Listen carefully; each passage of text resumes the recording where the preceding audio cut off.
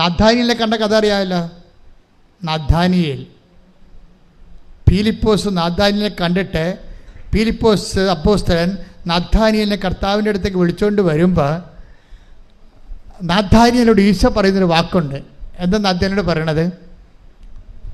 ഇതാ നിഷ്കപടനായ ഒരു യഥാർത്ഥ ഇസ്രായേൽക്കാരൻ. അതെ, നഥാനിയേലിൻ്റെ ആന്തരിക സത്യങ്ങളെ ഈശോ സ്കാൻ ചെയ്ത് പറയുകയാണ്. തുടങ്ങിയപ്പോൾ തന്നെ ആൾ അടുത്ത് വന്നപ്പോൾ തന്നെ സ്കാനിങ് തുടങ്ങി. ഇതൊരു അപകട മേഖലയാണ്. നീ അടുത്ത് വരുമ്പോൾ തന്നെ നീ ആരാണെന്ന് കർത്താവ് പറഞ്ഞുകൊണ്ടിരിക്കും. കപടനാണെങ്കിൽ കപടനാണെന്ന് പറയും, നിനക്കുടമ്പടി പറ്റത്തില്ലെന്ന് പറയും. നിഷ്കപടനാണെങ്കിൽ അത് ഈശോ ഹൈലൈറ്റ് ചെയ്യും. നാഥാനിൽ അടുത്ത് വന്നപ്പോൾ എന്താ പറയണത്? ഇതാ നിഷ്കപടനായ ഒരു യഥാർത്ഥ ഇസ്രയേലിയൻ. അപ്പോൾ അവിടെയും ഒരു പ്രശ്നമുണ്ട്. യഥാർത്ഥ ഇസ്രയേൽക്കാരുമുണ്ട്, അയാഥാർത്ഥ്യമായ ആൾക്കാരുമുണ്ട്. അപ്പോഴേ നാഥാനിയേൽ ഈശോയോട് ചോദിക്കും, റബ്ബി നീ എന്നെ എങ്ങനെ അറിഞ്ഞു എന്ന് ചോദിക്കും. അപ്പോൾ ഈശോ പറയുന്ന വാക്കുണ്ട്. എന്താണ് പറയുന്നത്? നീ അത്തിവൃക്ഷത്തിൻ്റെ ഫിലിപ്പോസ് നിന്നെ കാണുന്നതിന് മുമ്പ് നീ അത്തിവൃക്ഷത്തിൻ്റെ ചുവട്ടിലായിരുന്നപ്പോൾ ഞാൻ നിന്നെ കണ്ടു. അപ്പോൾ ഫിലിപ്പോസ് നിന്നെ കാണുന്നതിന് മുമ്പ് ഞാൻ നിന്നെ കണ്ടുവെന്നാണ്. ഇത് ചുമ്മാ കളിയല്ല.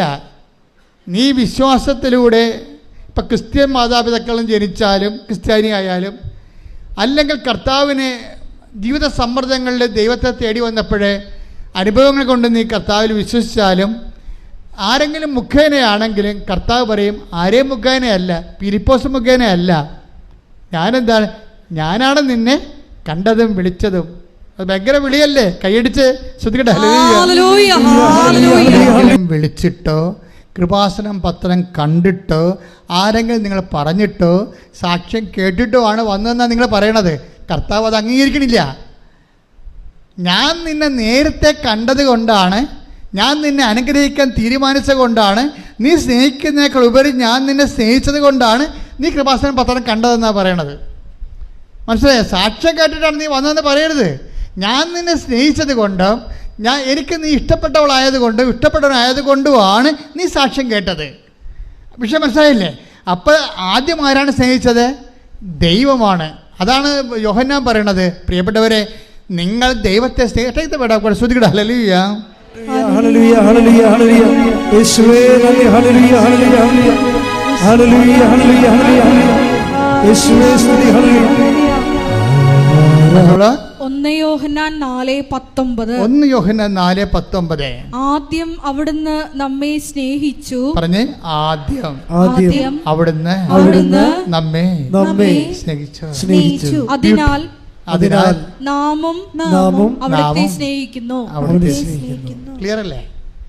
ആദ്യം നീ കൃപാസനം പത്രമല്ല കണ്ടത്, ആദ്യം നീ സാക്ഷ്യമല്ല കേട്ടത്, ആദ്യം നിൻ്റെ അമ്മയോ ആൻറ്റിയോ കൂട്ടുകാരിയോ നിന്നോട് പറഞ്ഞതല്ല. ആദ്യം ചെയ്തത് നിങ്ങൾ ആരും ഇവിടെ ഭൗതികമായ ഏജൻറ്റുമാരാരുമല്ല, പിന്നെ ആരാണ്? കർത്താവായ ദൈവം നിന്നെ സ്നേഹിക്കുന്നു, കണ്ടെത്തിയിരിക്കുന്നു, വിളിച്ചിരിക്കുന്നു, വിശുദ്ധീകരിച്ചിരിക്കുന്നു, ശക്തീകരിച്ചിരിക്കുന്നു, കൈ സാക്ഷിയാക്കുന്നു. ശ്രദ്ധിക്കട്ടെ. ഹല്ലേലൂയ, ഹല്ലേലൂയ, ഹല്ലേലൂയ. യേശുവേ നന്ദി. ഹല്ലേലൂയ, ഹല്ലേലൂയ. യേശുവേ ആരാധന. ഹല്ലേലൂയ.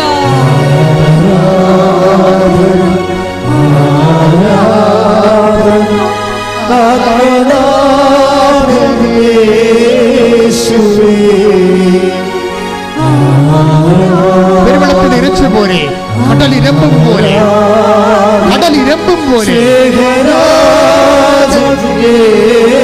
വചനമാണ് യോഹന്നാൻ 1:50. യോഹന്നാൻ 1:50. യേശു പറഞ്ഞു അത്തിമരത്തിന്റെ ചുവട്ടിൽ നിന്നെ കണ്ടു എന്ന് ഞാൻ പറഞ്ഞതുകൊണ്ട് നീ എന്നിൽ വിശ്വസിക്കുന്നു അല്ലേ? എന്നാൽ ഇതിനേക്കാൾ വലിയ കാര്യങ്ങൾ നീ കാണും. മനുഷ്യന്റെ ഒരു പോക്കുതരം കണ്ടില്ലേ? ഇതാണ്. അതായത് ഈ മനുഷ്യൻ, ഈ നാഥാനിയേൽ എന്ന് പറഞ്ഞ ആള് ദൈവത്തിൽ വിശ്വസിക്കുന്നത് എന്താണ്? അത്തിമരത്തിൻ്റെ ചുവട്ടിൽ, അതാണ് യോഹന്നാൻ 1:50, അത്തിമരത്തിൻ്റെ ചുവട്ടിൽ ഞാൻ നിന്നെ കണ്ടു എന്ന് പറഞ്ഞത് കൊണ്ട് നീ എന്നെ വിശ്വസിക്കുന്നു. പക്ഷെ എന്താ പ്രശ്നം? അങ്ങനെ ഞാൻ പറഞ്ഞിട്ട്, ഞാൻ ഇനീഷ്യേറ്റീവ് എടുത്തിട്ടല്ല നീ വിശ്വസിക്കേണ്ടതെന്നാണ് പറയണത്. മനസ്സിലായില്ലേ? പ്രോട്ടോക്കോൾ അല്ല, അതല്ല അതിൻ്റെ പ്രയോറിറ്റി എന്ന് പറയണത്. നീ ഇനിഷ്യേറ്റീവ് എടുക്കണമെന്ന്. മനസ്സിലായില്ലേ? നിങ്ങൾ പറയുമല്ല ഉടമ്പടി ഞാൻ ചെയ്യാം, എന്തെങ്കിലും ഒരു അടയാളം കിട്ടട്ടെ. ഇതാണ് പ്രശ്നം. പല ആൾക്കാരും പണി മേടിക്കണം അങ്ങനെയാണ്. അതായത് അവർക്ക് ഞാൻ പത്രം കൊടുക്കാവേ, ഞാൻ ഉപവസിക്കാവേ, ഞാൻ രോഗികളെ പോയി കാണാവേ, ഞാൻ ആശുപത്രിയിൽ പോകാവേ എന്ന് എന്താണ്, എന്തെങ്കിലും ഒരു അടയാളം കാണട്ടെ. ജപ്തി നടപടിക്കാരൻ ഇപ്പോഴും എന്നെ തന്തക്ക വിളിക്കുകയാണല്ലോ, അതിന് മാറ്റമൊന്നും ഇല്ലല്ലോ. അപ്പോൾ അതുകൊണ്ട് നീ അടയാളം കാണാത്ത കാരണം നീ ഉടമ്പടിയിൽ, ഇതിനാണ് ദുഷ്ടൻ, മടിയൻ, ഹിപ്പോക്രാറ്റ്സ്, അവിശ്വസ്തൻ എന്നൊക്കെ പറയണത്. അത് ദൈവത്തെ പരീക്ഷിക്കാൻ വേണ്ടി ആദ്യം അടയാളം കാണിക്കാൻ പറയും. കല്ലുകൾ അപ്പമാക്കാൻ വേണ്ടി ഒരുത്തൻ പറഞ്ഞില്ലേ, ആരാണ്? പിശാച്. അതാ പ്രശ്നം. ഉടമ്പടി എടുത്തതിൽ 50% പിശാചുകളുണ്ട്. എന്താ പ്രശ്നം വെച്ച് കഴിഞ്ഞാൽ ആദ്യം ദൈവം അടയാളം കാണിക്കണമെന്ന് പറയണത്. ഇപ്പം ഈശോ എന്താ പറയണത്? നീ അത്തിമരത്തിൻ്റെ ചുവട്ടിലായിരുന്നപ്പോൾ ഞാൻ നിന്നെ കണ്ടു എന്ന് പറഞ്ഞത് കൊണ്ടല്ലേ നീ വിശ്വസിക്കണത്. എന്നിട്ട് പറയും ഇനി കാണാത്ത കാര്യങ്ങളൊക്കെ ഉണ്ട്, അതൊക്കെ വരട്ടെ. നീ വിശ്വാസം വളരുമ്പോഴാണ് കാണാത്ത കാര്യങ്ങൾ, കണ്ണ് കാണാത്ത കാര്യങ്ങൾ നിന്നെ കാണിക്കാൻ പോണത്. വിശ്വാസത്തിൻ്റെ അന്ത്യം എന്താണ്? കണ്ണ് കാണാത്ത കാര്യങ്ങൾ കാണിക്കുകയാണ്. കണ്ണ് കാണുന്ന കാര്യങ്ങൾക്ക് വേണ്ടി നീ ദൈവത്തിൻ്റെ കൈയും കാര്യം കെട്ടാൻ നോക്കുമ്പോഴേ കണ്ണ് കാണാത്ത കാര്യങ്ങളെക്കുറിച്ച് ദൈവത്തിൻ്റെ വാഗ്ദാനങ്ങൾ നൽകുന്നത് വിശ്വാസമാണ്. ആ വിശ്വാസം നിനക്ക് നൽകുന്നത് ആരാണ്? സുവിശേഷമാണ്. ആ സുവിശേഷം നീ സ്വീകരിക്കണം. എന്ത് ചെയ്യണം? അനുതപിക്കണം. അതുകൊണ്ട് മർക്കോസ് 1:15 പറയണത് എന്താണ്? അനുതപിക്കുക, സുവിശേഷത്തെ വിശ്വസിക്കുക. ഈ അനുതാപം എന്ന് പറഞ്ഞ ഉടമ്പടി പ്രകാരം എന്താണ്? ഒത്തിരി മേഖലകൾ അനുതപിക്കാം, പക്ഷെ ബേസിക്കായിട്ട് എന്താണ്? സ്വജാതീയ വിജാതീയ മാറ്റമാണ് ശരിക്കും അനുതാപം. എന്നാണ് നീ ദൈവത്തിൻ്റെ കാര്യങ്ങൾക്ക് പ്രയോറിറ്റി, മുൻഗണന കൊടുക്കുകയും ജഡീയ കാര്യങ്ങളെ നീ 2ാം സ്ഥാനത്ത് കൊണ്ടുവരികയും ചെയ്യുമ്പോൾ അനുതാപമായി. ഇതൊരു നിലപാടാണ്. അനുതാപം എന്ന് പറയണത് കുറച്ച് മോങ്ങിക്കറിഞ്ഞ് കുമ്പസാരിച്ചിട്ട് പാപക്ഷമ മേടിക്കണം മാത്രമല്ല, അതൊരു ജീവിത നിലപാടാണ്. എന്ന് നീ ദൈവത്തിന് 1ാം സ്ഥാനം കൊടുക്കുന്നുവോ അപ്പോൾ അനുതാപമായി. നിനക്ക് 2ാം സ്ഥാനം വരുന്നുവോ അപ്പോൾ അനുതാപമായി. ഉടമ്പടി നിയോഗങ്ങൾക്കാണ് നീ 1ാം സ്ഥാനം കൊടുക്കണമെങ്കിൽ നീ രാജ്യത്തിൻ്റെ സന്തതികളാണ്. ഉടമ്പടിയുടെ നിബന്ധനകൾക്കാണ് നീ 1ാം സ്ഥാനം കൊടുക്കണമെങ്കിൽ നീ സ്വർഗരാജ്യത്തിൻ്റെ സന്തതിയാണ്. ഏതിനാണ് നീ പ്രാധാന്യം കൊടുക്കണമെന്ന് നീ തീരുമാനിച്ച് വിവേചനത്തിലേക്ക് വരുമ്പോൾ ഉടമ്പടിയുടെ നിബന്ധനകൾക്ക് 1ാം സ്ഥാനം കൊടുത്താൽ, നിയോഗങ്ങൾക്ക് 2ാം സ്ഥാനവും നിബന്ധനകൾക്ക് 1ാം സ്ഥാനവും കൊടുത്താൽ നീ അനുതപിച്ചിരിക്കുന്ന അർത്ഥം. അതാണ് നീ സുവിശേഷത്തെ വിശ്വസിച്ചിരിക്കണമെന്ന് അർത്ഥം. മനസ്സിലായില്ലേ? അതാണ് മർക്കോസിൻ്റെ 1:15. ഇനി നീ ഇതുപോലെ നിൻ്റെ ജീവിതത്തെക്കാളുപരി ദൈവത്തിനും ദൈവത്തിൻ്റെ വചനങ്ങൾക്കും അതനുസരിച്ചുള്ള ജീവിത പുനഃക്രമീകരണക്കും നീ 1ാം സ്ഥാനം കൊടുത്ത് ജീവിതത്തിൽ ക്രിസ്തുവിനെ സ്വീകരിച്ചു കഴിഞ്ഞാൽ അടുത്ത നടപടി എന്താണ്? നിങ്ങൾ ലോകം മുഴുവനും പോകണം. 16:15 മർക്കോസ്. എന്താണ്? നിങ്ങൾ ലോകം മുഴുവനും പോകണം. എന്ത് ചെയ്യണം? എല്ലാ സൃഷ്ടികളോടും നീ സ്വീകരിച്ച കൃപ കൈമാറണം. മനസ്സിലായില്ലേ? സുവിശേഷം സ്വീകരിച്ചാൽ മാത്രം പോരാ. അപ്പോൾ മർക്കോസിൻ്റെ സുവിശേഷം വളരെ ഇടിപെട്ട സുവിശേഷമാണ്. കാര്യം തുടങ്ങുന്ന സുവിശേഷത്തിലാണ്. അനുതപിക്കുക, സുവിശേഷത്തിൽ വിശ്വസിക്കുക. മർക്കോസ് അവസാനിപ്പിക്കുന്ന 16:15 എന്താ പറയണത്? ലോകം മുഴുവൻ പോവുക, സുവിശേഷം കൈമാറുക എന്ന് വെച്ചാൽ ബൈബിളിലെ വിജാതിയർക്ക് സുവിശേഷം കൈമാറുക എന്ന് വെച്ചാൽ പൗലോസ് പറയും കൃപയുടെ കൈമാറ്റമാണെന്ന് പറയും. സുവിശേഷത്തിന് കൃപ എന്നൊരർത്ഥമുണ്ട്. നമ്മൾ കൃപ കൈമാറുമ്പോൾ മറ്റു മനുഷ്യരുടെ ആവശ്യങ്ങളെ ക്രിസ്തുവിനെ മുൻനിർത്തിക്കൊണ്ട് പ്രയോറിറ്റി കൊടുത്തു കഴിയുമ്പോൾ, മുൻഗണന കൊടുത്തു കഴിയുമ്പോൾ കൃപയുടെ കൈമാറ്റമാണ്. ദാറ്റ് മീൻസ് സുവിശേഷം ആയവർക്ക് മാത്രമേ സുവിശേഷം ഏകാൻ പറ്റത്തുള്ളൂ. എന്തിന് ഞാൻ ഉടമ്പടി എടുക്കണം നിന്നോട് നീ ഉടമ്പടി എടുക്കണം ചോദിച്ചാൽ നിനക്ക് ഒത്തിരി ഉത്തരവുമുള്ളൂ കൃപയുടെ കൈമാറ്റത്തിന്. കൈയടിച്ച് കർത്താവ് ലീയ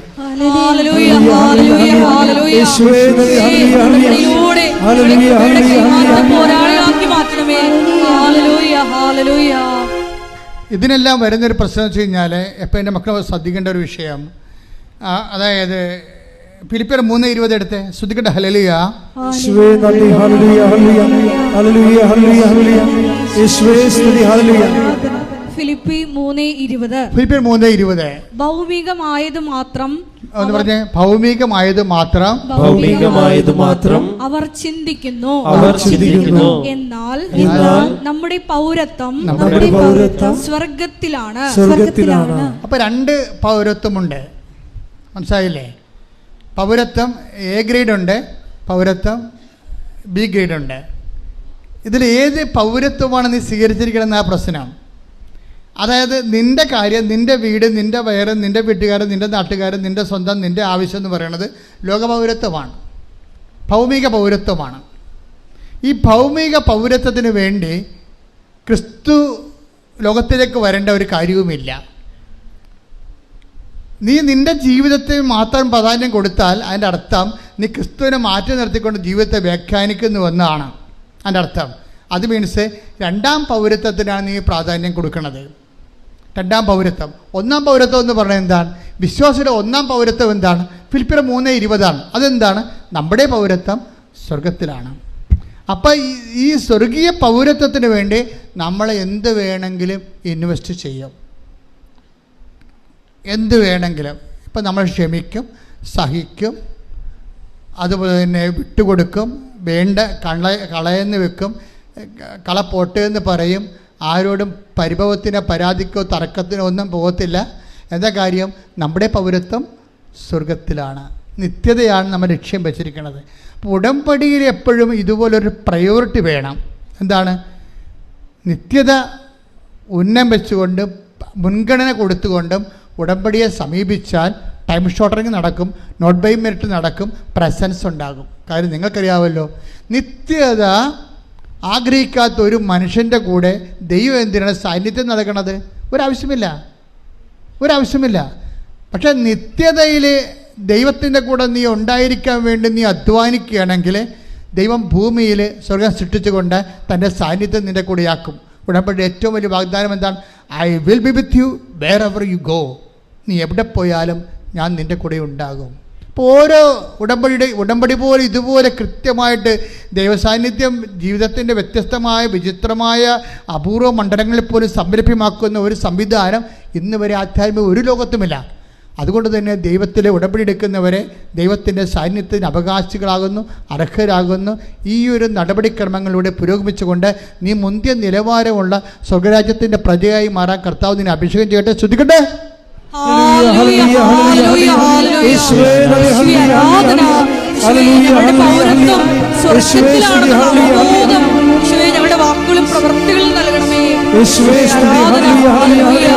എല്ലാവരും എഴുന്നേൽക്കുക. നമുക്ക് യേശുക്രിസ്തുവിനെ നൽകിയവൻ അവനോടുകൂടി സമസ്തവും നമുക്ക് നൽകിയില്ലേ എന്ന് പറയുന്ന ആ ദൈവിക സ്നേഹത്തെ തൊടുകയാണ് ജീവിത സാക്ഷ്യങ്ങളിലൂടെ നമ്മൾ ചെയ്യുന്നത്. കർത്താവേ, ഞങ്ങളെ അഭിഷേകം ചെയ്യണമെന്ന് പ്രാർത്ഥിക്കുന്നു. ഞങ്ങൾക്ക് പരിമിതികളുണ്ട് കർത്താവേ, ഞങ്ങളത് തിരിച്ചറിയുന്നുണ്ട്. എങ്കിലും കർത്താവേ, നിനക്ക് വേണ്ടി ജീവിക്കാൻ നിൻ്റെ കൈയും കാലുമായി എൻ്റെ കൈയും കാലുകളെ മാറ്റിക്കൊണ്ട് ഇനിയുള്ള ശേഷിച്ച കാലങ്ങളിലെ നിന്റെ നാമത്തെ മഹത്വപ്പെടുത്തിക്കൊണ്ട് കർത്താവേ, കൃപയ്ക്കുമേൽ കൃപ ലോകത്തിൻ്റെ മുഴുവൻ ഭാഗങ്ങളിലേക്കും കൃപയുടെ കൈമാറ്റത്തിൻ്റെ ആളായ്മയായി മാറാൻ എന്നെ അഭിഷേകം ചെയ്യണമേ. സ്തുതിക്കട്ടെ.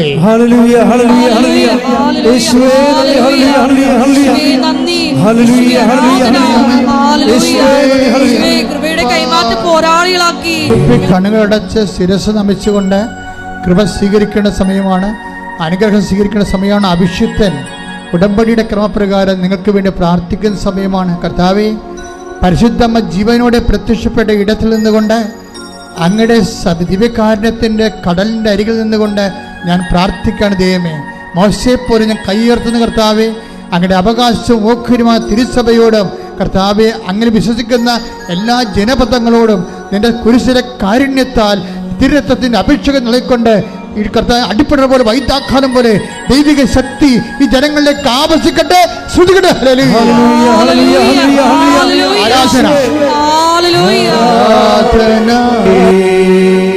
എന്നുമെന്നും കൂടെ ഇരിപ്പാൻ ശ്രുതികട്ടെ. സ്ഥാനങ്ങളിലെ അവരിവിടെ ഇല്ല, അവരുടെ ബന്ധുക്കളാണ് ഉള്ളതെങ്കിൽ ഓൺലൈനിൽ കേൾക്കുന്നവരും ഓപ്പറേഷൻ ഉണ്ടെങ്കിൽ ഓപ്പറേഷൻ സ്ഥാനങ്ങളിൽ എൻ്റെ വലത് കൈ വെച്ചുകൊണ്ട് കർത്താവിൻ്റെ കൈകളായി രൂപാന്തരപ്പെടുത്താൻ വേണ്ടി അമ്മമാതാവ് പ്രാർത്ഥിക്കുന്ന സമയമാണ്. പ്രാർത്ഥിക്കുക. അമ്മേ, പരിശുദ്ധ അമ്മേ, ഓപ്പറേഷൻ ചെയ്യുന്ന എല്ലാവരും തിയേറ്ററുകളിലെ അമ്മയുടെ സാന്നിധ്യം ഉണ്ടാവുകയും അമ്മ തന്നെ അത് നിർവഹിക്കുകയും പൂർണ്ണമായി സൈഡ് എഫക്ട്സ് ഇല്ലാതെ ഓപ്പറേഷൻ പോലും വേണ്ടാതെ സുഖപ്പെടുത്തുന്ന ദൈവമേ, ആരാധന, യേശുവേ സ്തോത്രം, യേശുവേ നന്ദി, യേശുവേ ആരാധന.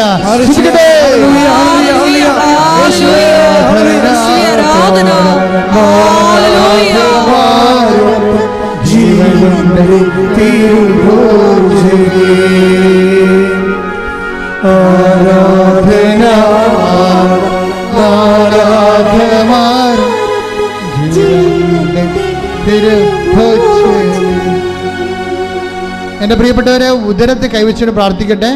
ഊടിന് താഴെ മുകളിലും കുടലിന്, വൻകുടലിനും ചെറുകുടലിനും വീക്കമുള്ളവരെ, സിസ്റ്റുള്ളവരെ, മൂത്രാശയത്തിൽ കല്ലുള്ളവരെ, പിസിഒഡിക്കാരെ, അതുപോലെ RSS രോഗികളെ എല്ലാവരും ഉദരത്തെ കൈവച്ച് പ്രാർത്ഥിക്കട്ടെ. ശ്വാസകോശ രോഗികളെ നെഞ്ചി കൈവച്ച് പ്രാർത്ഥിക്കട്ടെ. ഉച്ച മുതൽ ഉള്ളംകാല് വരെ ആന്തരിക അവയവങ്ങൾക്ക് രോഗം പറ്റുന്നവരെ ശിരസിൽ കവിച്ച് പ്രാർത്ഥിക്കട്ടെ.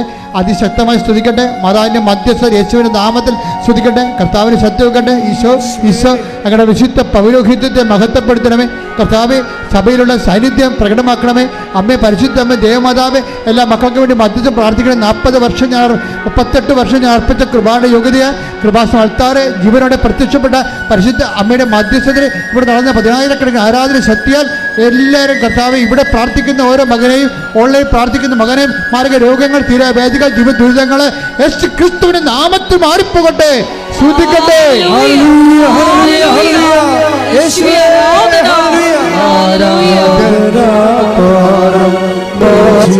അരക്കെട്ടിന് നീര് കെട്ടുന്നവരും ഇരിക്കാൻ പ്രയാസമുള്ളവരും ഒക്കെ അരക്കെട്ടിൽ കൈവച്ച് പ്രാർത്ഥിക്കേണ്ടതാണ്, സൂചിച്ച് പ്രാർത്ഥിക്കേണ്ടതാണ്. കിഡ്നി രോഗികളും ആ കിഡ്നി സ്ഥാനങ്ങളിൽ ബാക്ക് വശം കൈവച്ച് പ്രാർത്ഥിക്കേണ്ടതാണ്. ശ്രുതിക്കട്ടെ. ഹല്ലേലൂയ. എൻ്റെ കർത്താവിൻ്റെ ഉന്നതമായ നാമത്തിൽ, സഭയുടെ അധികാരത്തിൽ, കുരിശിൻ്റെ അടയാളത്തിൽ, ദൈവശക്തിയാൽ അരക്കെട്ടിൽ കൈവച്ച് പ്രാർത്ഥിക്കുന്നവർ യേശുക്രിസ്തു നാമത്തിൽ സൗഖ്യം പ്രാപിക്കട്ടെ. ഇപ്പോഴും പ്രാർത്ഥിക്കേണ്ടത് സ്പോണ്ടിലോസിസ് രോഗികളെ, സ്പൈനൽ കോഡിന് അസുഖമുള്ളവരെ പിൻകരുത്ത് കൈവച്ചുകൊണ്ട് ശ്രുതിക്കട്ടെ. ഹല്ലേലൂയ. യേശു സ്തോത്രം. ഹല്ലേലൂയ. യേശു സ്തോത്രം. ഹല്ലേലൂയ. സ്പോണ്ടിലോസിസ് രോഗികളെ, സ്പൈനൽ കോഡിന് അസുഖമുള്ളവരെ പിൻകരുത്ത് കൈവച്ച് പ്രാർത്ഥിക്കട്ടെ. ശ്രുതിക്കട്ടെ.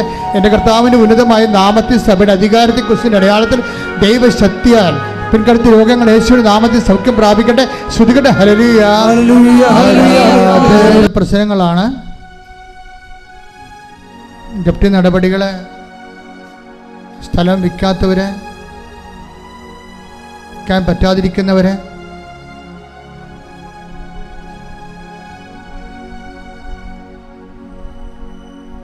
പരീക്ഷ എഴുതിയിട്ട് റിസൾട്ടിനായിട്ട് പ്രതീക്ഷിക്കുന്നവരെ, പരീക്ഷ എഴുതാൻ പോകുന്നവരെ, മക്കൾ ഇല്ലാത്തവരെ,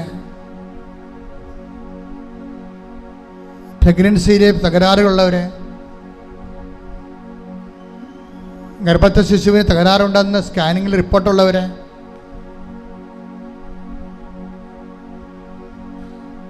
മക്കൾ ദുർനടപ്പിലായിരിക്കുന്നവരെ, തെറ്റായ പ്രണയത്തിൽ അകപ്പെട്ട് കുടുംബത്തിന് ഭയങ്കര തകർച്ചയ്ക്ക് കാരണമാകുന്നവരെ,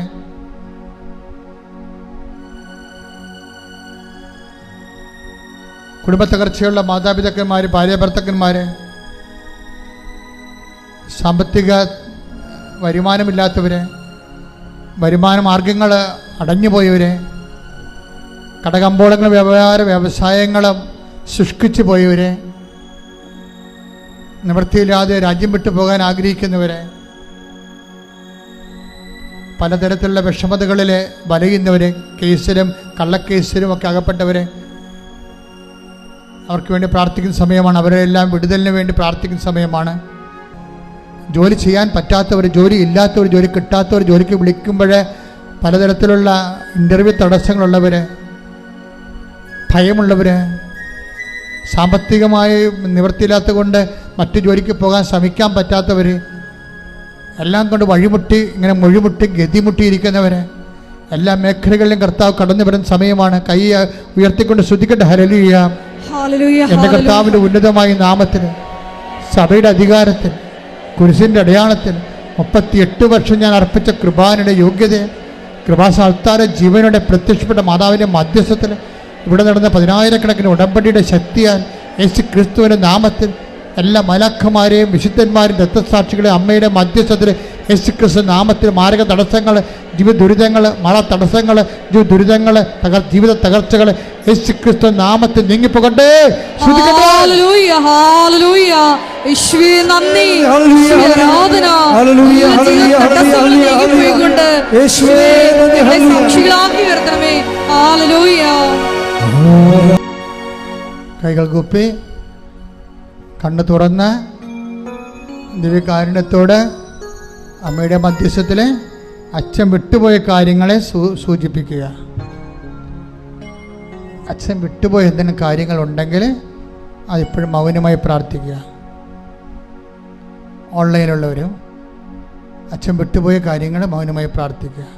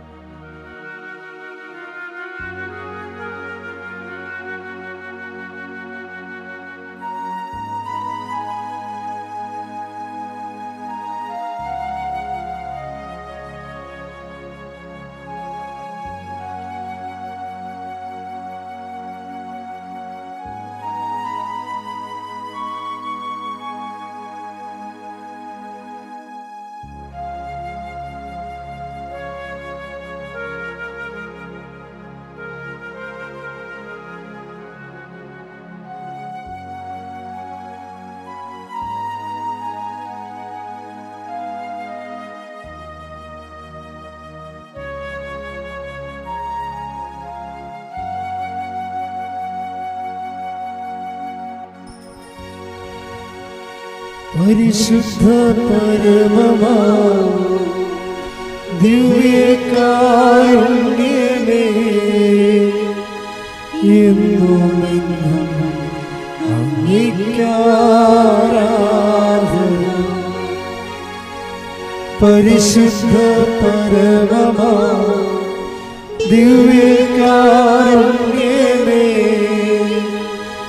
എന്നുമെന്നും